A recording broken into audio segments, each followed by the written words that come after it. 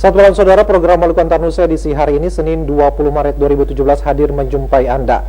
Beragam topik berita hasil liputan tim redaksi kami saat lagi dapat Anda simak, namun sebelumnya dapat Anda ikuti kilas berita utama.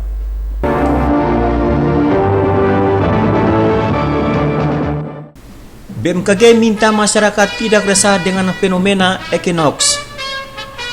Aparat gabungan TNI Polri melakukan pembersihan di area tambang emas Gunung Botak.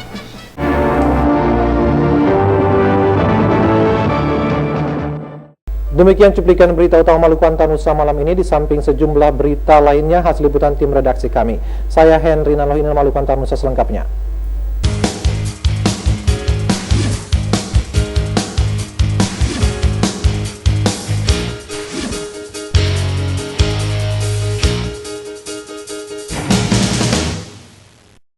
BMKG Ambon menghimbau masyarakat untuk tidak resah dengan fenomena equinox yang diperkirakan mulai berlangsung besok. Fenomena tersebut tidak secara langsung mempengaruhi iklim di tanah air karena di Indonesia saat ini sedang memasuki masa pancaroba.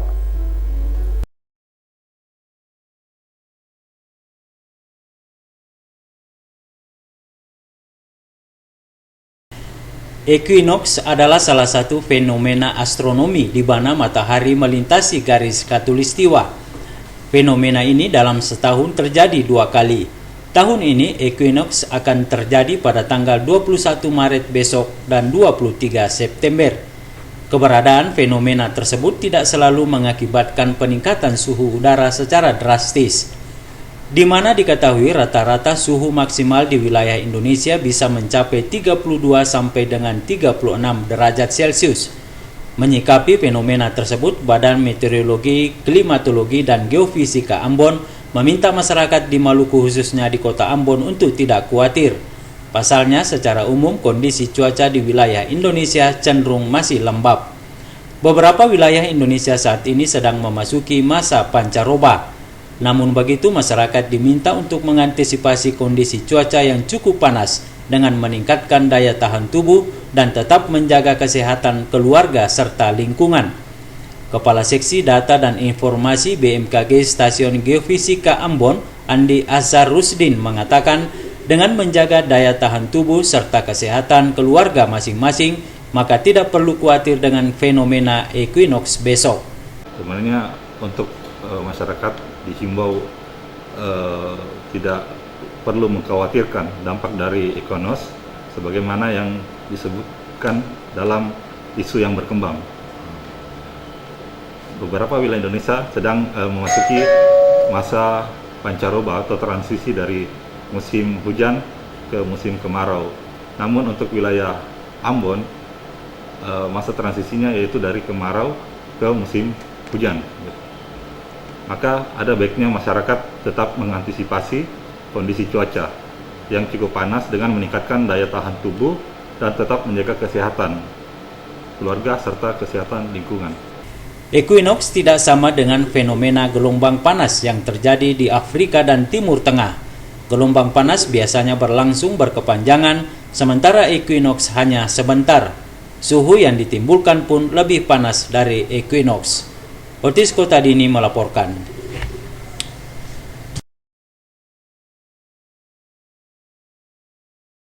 Penyisiran dan pembongkaran areal tambang Gunung Botak Ahad siang mulai dilakukan. Pembersihan areal tambang itu dilakukan oleh gabungan aparat TNI Polri. Awal aktivitas tersebut dilakukan pada wilayah Kali Anahoni hingga areal puncak Gunung Botak.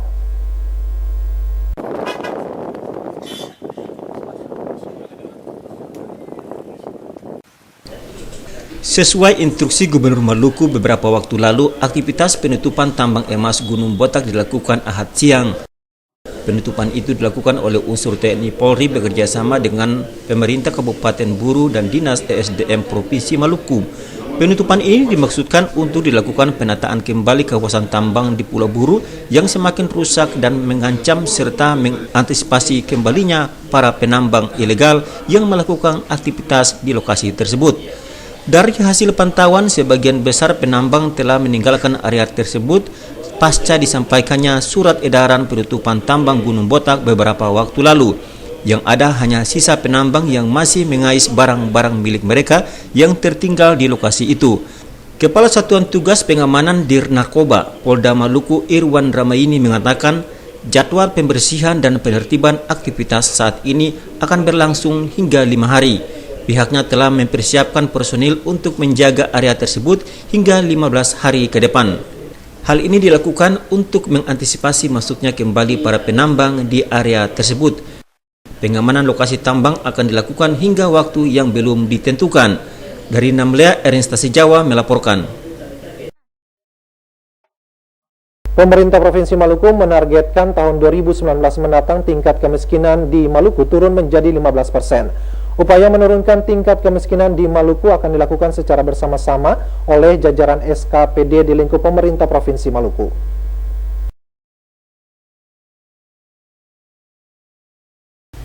Maluku saat ini berada di peringkat keempat provinsi termiskin di Indonesia. Angka kemiskinan Maluku saat ini mencapai 19,26%. Berbagai upaya untuk menurunkan angka kemiskinan tersebut terus dilakukan oleh pemerintah Provinsi Maluku. Untuk tahun 2017, program pembangunan yang dilakukan Dinas, Biro, dan Badan di lingkup pemerintah Provinsi Maluku akan diarahkan untuk menurunkan angka kemiskinan di daerah ini. Hal itu disampaikan Wakil Gubernur Maluku Syed Sahuburua.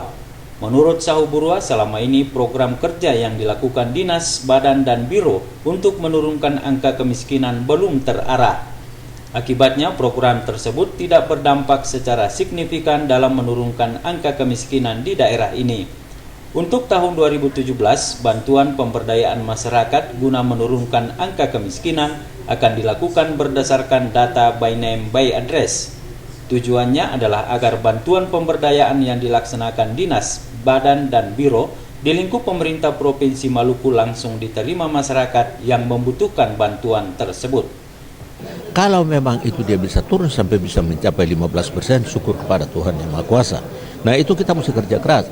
Oleh sebab itu tadi saya sudah tekankan bahwa bantuan yang akan kita berikan kepada masyarakat kita yang ada di kabupaten, kota, kecamatan, desa, dan kelurahan itu by name by address, supaya terarah begitu. Ya, selama ini kita lakukan mungkin dia tidak terarah, sekarang kita mau terarah. Kenapa? Karena betul-betul supaya orang yang punya hak untuk mendapatkan bantuan itu betul-betul dia dapat. Bisa saja dia jatuh di orang yang sebenarnya dia ada punya kemampuan, tapi jatuhnya di situ karena kita tidak pakai by name by address. Sekarang kita lebih khusus lagi. Melalui program pemberdayaan yang akan dilakukan secara bersama-sama itu, pemerintah Provinsi Maluku menargetkan tahun 2019 mendatang tingkat kemiskinan di Maluku akan turun dari 19,26% menjadi 15%. Begitupun juga dengan tingkat pengangguran juga akan ikut turun. Frida Raiman Hamzah melaporkan.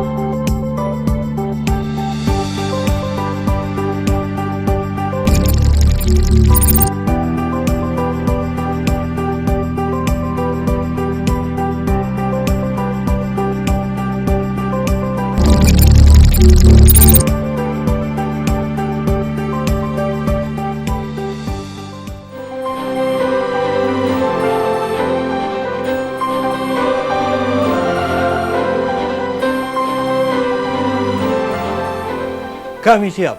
Kami siap. Kami siap. Kami siap. Kami siap. Kami siap. Melalui momentum HUT ke-24 TVRI Maluku, kami tingkatkan pelayanan kepada masyarakat Maluku dengan meningkatkan penyiaran melalui saluran digital 8-10 jam per hari.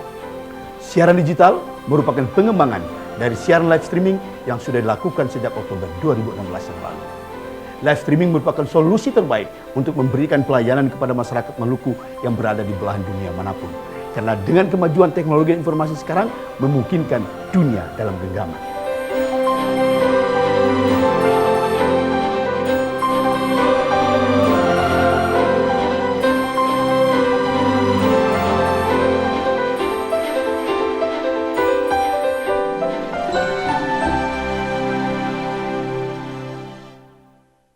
Pimpinan SKPD di lingkup pemerintah Provinsi Maluku diminta menangani masalah kemiskinan di Maluku secara serius. Perencanaan program pembangunan yang akan dilakukan di tahun ini perlu diprioritaskan pada upaya penurunan angka kemiskinan. Upaya menurunkan angka kemiskinan terus dilakukan pemerintah Provinsi Maluku lewat sejumlah program pemberdayaan.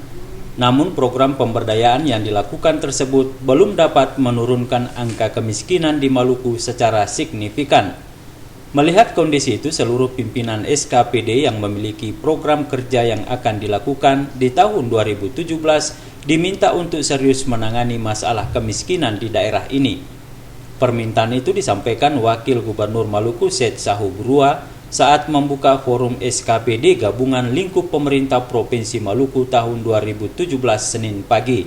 Menurut Wakil Gubernur, forum SKPD Gabungan ini merupakan sarana untuk mensinkronkan program perencanaan secara menyeluruh untuk dilaksanakan di tahun 2018 mendatang. Keseriusan seluruh pimpinan SKPD terhadap masalah kemiskinan di Maluku dapat dilakukan lewat intervensi anggaran melalui APBD dan APBN. Dengannya diharapkan program pembangunan yang dilakukan bagi upaya menurunkan angka kemiskinan di Maluku dapat tepat sasaran. Jadi ini forum gabungan SKPD ini adalah untuk mensinkronkan perencanaan baik secara nasional maupun provinsi dan kabupaten kota. Mengapa harus kita lakukan itu? Supaya kita punya perencanaan itu secara menyeluruh, dia bisa kita pertanggungjawabkan pada akhir tahun anggaran. Ya, hal itu disebabkan karena kadang-kadang ada perencanaan itu yang satu sama lain dia berbeda. Maka sekarang kita ingin menggabungkan dengan catatan bahwa target kita yang paling utama itu bagaimana kemiskinan bisa kita turunkan, dan yang kedua yaitu pengangguran juga bisa kita turunkan. Walaupun sekarang kita tahu pengangguran sudah turun, kemiskinan juga sudah turun, tapi dia belum berubah jauh. Agar betul-betul sinkronisasi perencanaan antara tingkat nasional lewat RPJMNN dan RPJMD di daerah itu kita sinkronisasi, baik antara kepala-kepala dinas, kemudian badan dan lembaga termasuk biro-biro, kita sinkronkan semua supaya semuanya berjalan dengan baik. Forum SKPD Gabungan di lingkup pemerintah Provinsi Maluku tahun 2017 ini juga akan menyoroti upaya mendorong investasi yang didukung infrastruktur dan sumber daya manusia dalam rangka percepatan pertumbuhan dan pemerataan ekonomi yang berkualitas. Forum ini dijadwalkan berlangsung selama 2 hari. Frida Raiman Hamzah melaporkan.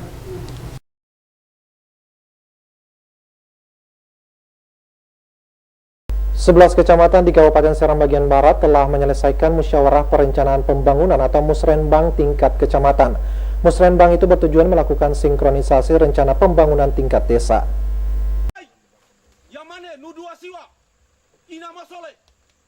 Musyawarah perencanaan pembangunan untuk 11 kecamatan di Kabupaten Seram bagian Barat dilaksanakan secara serentak.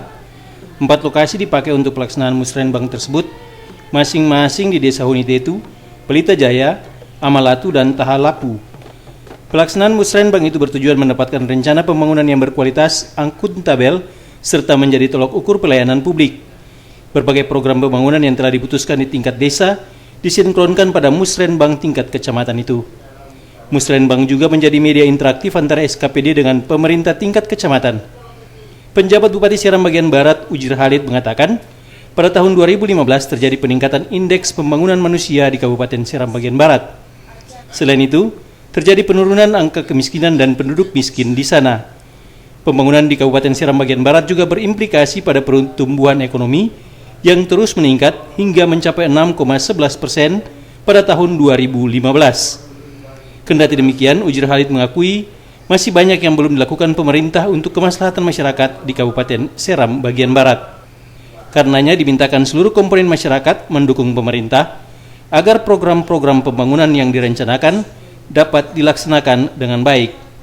Dari Piru, Seram bagian Barat, Wahid Hukul melaporkan.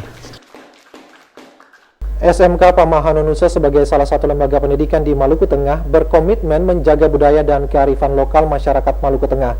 Salah satunya membuat ruang galeri atau museum mini yang sering dikunjungi oleh wisatawan mancanegara.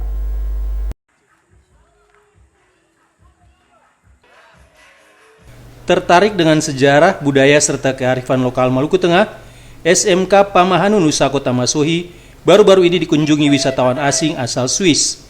Pihak sekolah tidak menyangka akan didatangi wisatawan asing asal Swiss yang penasaran dengan sejarah dan peninggalan budaya yang mereka dengar dan tersimpan baik di SMK Pamahanunusa. Wisatawan asal Swiss Miriam Saylor Jensen mengaku sangat terkesan dengan budaya serta kearifan lokal masyarakat Maluku. Selain itu, Maluku memiliki pesona pantai yang eksotis dan alami. Keluarga Jensen ini melakukan perjalanan mengelilingi Indonesia dan berjanji akan kembali lagi menikmati alam Maluku yang indah. Well, we find Maluku a very beautiful part of Indonesia. The islands, they are peaceful. We see beautiful nature, but above all, the people are very warm-hearted and we felt very welcome here. We loved it very much and for sure we shall come back. Dia sangat terkesan dengan berbagai keindahan Pulau Maluku. Kemudian dia sangat berterima kasih untuk semua. Dia sangat senang mendapatkan guide juga yang baik, seluruh orang Maluku yang baik, dan kehadiran dia di sekolah sini juga dia sangat terkesan. Oleh pihak sekolah, keluarga Jensen ini dijamu makanan khas masyarakat Maluku. Tarian cakalele dan tari persaudaraan ditampilkan untuk menyambut mereka. Sebelum meninggalkan sekolah itu, wisatawan ini diberi juga kenang-kenangan dari sekolah. Kepala SMK Pamahanunusa, Frans Latuni menuturkan, sudah seringkali wisatawan asing berkunjung ke sekolahnya, melihat arsip sejarah peninggalan maupun budaya lokal. Kita punya keinginan satu, Kota Masohi tidak boleh hanya jadi kota transit. Orang datang ke Masohi selama ini orang hanya melewati saja. Orang naik ke Taman Nasional, orang datang ke Banda, hanya jadikan Masohi sebagai kota transit. SMK Pamahanunusa punya keinginan kalau bisa, Masohi ini juga jadi destinasi wisata. Frans Latuni sangat berharap pemerintah Kabupaten Maluku Tengah dapat membangun sebuah museum mini yang dijadikan sebagai wadah untuk mempromosikan sejarah, budaya, serta kearifan lokal Kabupaten Maluku Tengah kepada generasi penerus serta wisatawan yang berkunjung ke sana. Dari Masohi, Maluku Tengah, Fatahila Sia melaporkan. Kekerasan terhadap perempuan dan anak menjadi fokus bahasan Gereja Protestan Maluku Klasis Pulau Ambon. Pastoralia dan advokasi ditawarkan untuk meringankan beban fisik dan psikis yang diderita korban kekerasan.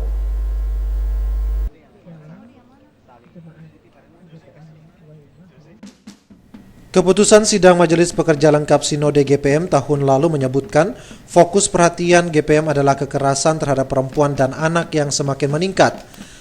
Pastoralia dan advokasi bagi para korban kekerasan hendaknya dijalankan untuk meringankan beban psikis dan fisik mereka.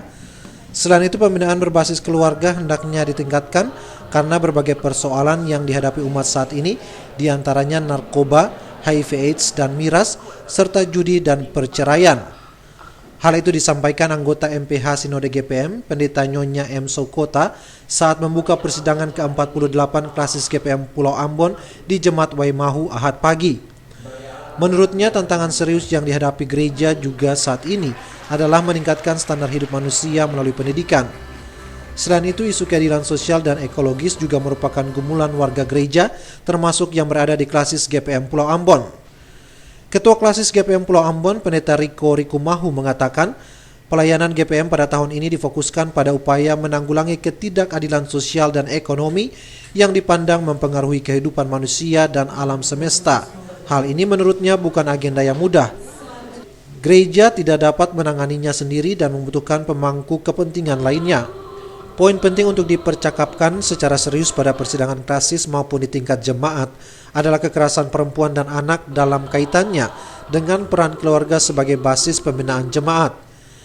Persidangan klasis ini hendaknya diletakkan pada properti konstitusional dan sebagai cara gereja untuk merespon panggilan bergumul dengan persoalan kemanusiaan dan alam semesta.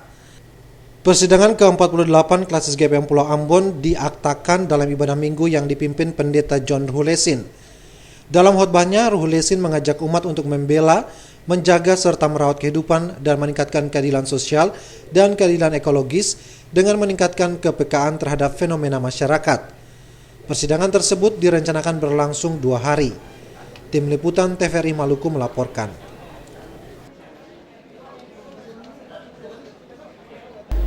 SMP Negeri 2 Ambon, La Siteni membantah menahan beasiswa bagi siswa berprestasi di sekolah itu.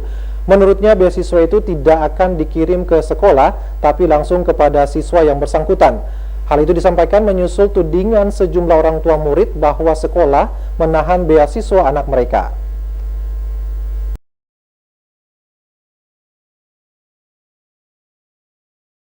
SMP Negeri 2 Ambon mengusulkan sekitar 400 anak untuk menerima beasiswa bagi siswa berprestasi. Namun yang dipastikan menerima beasiswa itu sekitar 200 anak. Hingga hari ini beasiswa itu belum direalisasi dan masih digodok pemerintah. Namun orang tua siswa menyangka pihak sekolah telah menerima beasiswa tersebut. Berbagai tudingan pun dialamatkan kepada kepala sekolah. Menanggapi hal itu, Kepala SMP Negeri 2 Ambon, La Siteni, mengaku belum ada informasi yang jelas tentang keberadaan beasiswa itu. Mestinya beasiswa tersebut langsung dikirim kepada penerima atau tidak melalui sekolah. Informasi tentang telah dicairkannya beasiswa tersebut dan berada di tangan kepala sekolah merupakan berita yang tidak benar. Hal itu menurut La Siteni sengaja dihembuskan oleh oknum-oknum yang tidak bertanggung jawab untuk mendiskreditkan dirinya dan sekolah yang dipimpinnya. Ini hangat sekali dalam pekan ini, hangat sekali. Orang tua mendatangi sekolah menanyakan tentang beasiswa berprestasi. Itu kami kaget. Persoalannya tidak melalui sekolah kalaupun ada beasiswa itu. Dan sekolah belum tahu.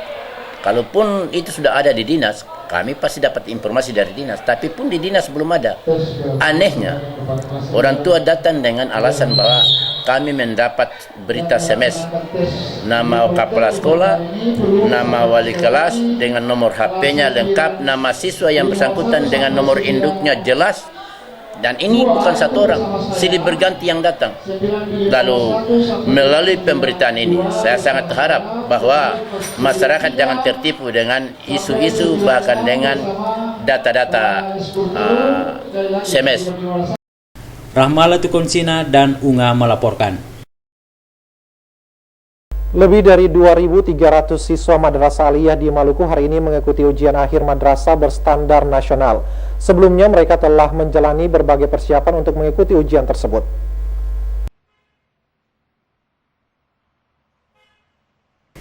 Upacara pembukaan ujian akhir madrasah berstandar nasional dan ujian sekolah berstandar nasional tingkat Madrasah Aliyah di Maluku berlangsung di Madrasah Aliyah Negeri 1 Maluku Tengah. Di Maluku sebanyak 2.300 lebih peserta yang mengikuti ujian tersebut. Mereka terdiri dari program IPA dan IPS. Pembukaan ujian dilakukan Kepala Bagian Tata Usaha Kantor Wilayah Kementerian Agama Provinsi Maluku, Jamaluddin Bugis. Jamaluddin Bugis mengatakan pelaksanaan ujian ini selain untuk kepentingan pemetaan mutu dan pengukuran hasil belajar siswa, juga sebagai ajang penyiapan sumber daya umat yang berkualitas. Para praktisi pendidikan madrasah diminta merubah wajah ujian madrasah maupun ujian nasional dari sekedar manajerial menjadi sebuah strategi revolusi mental berdimensi dakwah keumatan. Untuk itu, pengelola pendidikan, pengawas, dan kepala madrasah perlu meningkatkan kompetensi, kinerja, dan prestasi siswa. Harapannya ujian tahun ini dapat merubah pola pikir siswa madrasah yang dididik dengan materi agama. Dari total peserta ujian, 92 merupakan siswa Madrasah Aliyah Negeri 1 Maluku Tengah di Tulehu. Kepala Madrasah Aliyah Negeri 1 Maluku Tengah, Nurdin Marasabesi, mengatakan peserta ujian dari MAN 1 telah melakukan berbagai persiapan. Hal menyiapkan pelaksanaan ujian ini ya sebenarnya seperti biasa aja, yaitu dilaksanakan pemantapan, tryout, ya itu lebih ditekankan untuk hal-hal itu menyangkut dengan persiapan ujian. Kalau dari hasil tryout, bagaimana? Ya untuk tryout memang belum semua mencapai standar maksimal. Jadi tapi sudah sekitar 75% yang mencapai hasil yang baik untuk hasil tryout. Marasebisi optimis dengan persiapan yang maksimal, siswanya akan meraih kelulusan 100% pada tahun ini. Hamzah Tomia melaporkan. Pada usia ke-40 tahun, SMP Negeri 7 Ambon senantiasa mendorong pengembangan mutu pendidikan. Dengannya, guru diharapkan berkompetisi untuk mendidik siswanya sehingga lahir lulusan yang berkualitas. Dan tanpa Tuhan, kita tidak dapat apa-apa. Hari ulang tahun SMP Negeri 7 Ambon tahun ini yang dilaksanakan tidak semeriah tahun-tahun sebelumnya. Namun para siswa, guru dan komite sekolah tetap antusias untuk menyambutnya dengan sejumlah harapan. Untuk menyambut momen bersejarah itu, panitia menggelar jalan santai dan doa bersama bagi siswa kelas 9. Kegiatan tersebut telah dilaksanakan pekan lalu. Puncak perayaan pada Senin pagi dilaksanakan syukuran di sekolah tersebut. Kegiatan itu juga diisi dengan berbagai seni, diantaranya tari orlapei dan goyang tobelo. Wakil Kepala SMP Negeri 7 Ambon, D. Kedise, berharap pada usianya yang ke-40 tahun sekolah itu dapat meningkatkan kualitas belajar mengajar sehingga menghasilkan lulusan yang baik. Menoleh ke belakang, menurutnya para dekade 80-an, sekolah itu dikenal masyarakat karena mutu lulusan mereka. Saat itu, sekolah tersebut merupakan salah satu sekolah favorit di kota Ambon. Untuk membangkitkan semangat SMP Negeri 7 Ambon aktif dan eksis kembali, pihak sekolah dan komite harus bekerja ekstra memacu pengembangan mutu pendidikan dan tenaga guru untuk mengembangkan kompetisi dan kompetensi mereka. Menurutnya, syukuran yang dilaksanakan pada HUT SMP Negeri 7 tahun ini sekaligus mendorong pengembangan kualitas pendidikan sehingga ke depan SMP Negeri 7 Ambon dapat menciptakan lulusan dengan kualitas terbaik. Staf Negeri Rumah 3, Michael Kalimba, berharap perayaan HUT tahun ini dijadikan tonggak agar sekolah itu bisa memperbaiki mutu dan kualitas belajar mengajar. Dengannya akan lulusan sekolah itu pun terjamin baik dan mampu bersaing dengan sekolah-sekolah lainnya di kota Ambon. Rahmalatukonsina dan Junaidi Asril melaporkan.